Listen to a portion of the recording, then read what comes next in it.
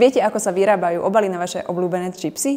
Dnes sme sa spolu s našim partnerom SOPK boli pozrieť v závode Chemosvit, kde sa aj takéto obaly vyrábajú.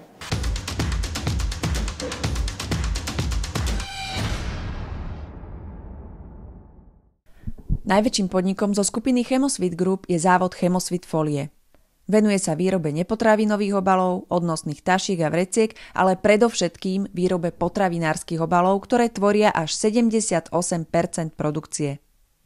80% produkcie Chemosvit Folie je určenej na export. Fólie sa tu vyrábajú na rôznych polyetylénových základoch, potlačajú sa rôzne druhy polypropylénových fólií, ale aj papierové. Chemosvit Folie zabezpečuje pre zákazníka výrobu obalu na mieru, vrátane grafických a kompletných tlačových prác.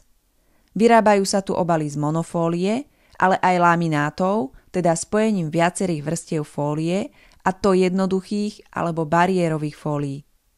Práve pri čipsoch je dôležité použiť na balenie bariérovú fóliu s vysokou bariérou voči svetlu, vodnej páre, kyslíku a aromatickým látkam, aby zemiakové lupienky ostali chrumkavé a voňavé. V Chemosvit Folie sme videli vysokobariérové obaly bez nutnosti použitia hliníkovej vrstvy, ktoré sú ekologicky priaznivým riešením, pretože čím menej druhov fólie spojíte, tým je vyššia šanca na úspešné recyklovanie takéhoto obalu. Aká je teda výrobná cesta obalu na čipsy? Z granulátu sa vyrobí fólia. Tá sa potlačí, podľa druhu použitej tlače môže prechádzať až 11 valcami. Následne dochádza k laminácii, teda spojeniu viacerých vrstiev fólií. Ďalším krokom je rezanie.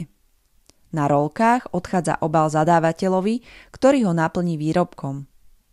Najbližšie, keď si budete pochutnávať na zemiakových lupienkoch, pozrite si dôkladne obal a spomente si, koľkými strojmi musel prejsť. Nezabudnite ho správne vytriediť a dať mu tak šancu na recykláciu.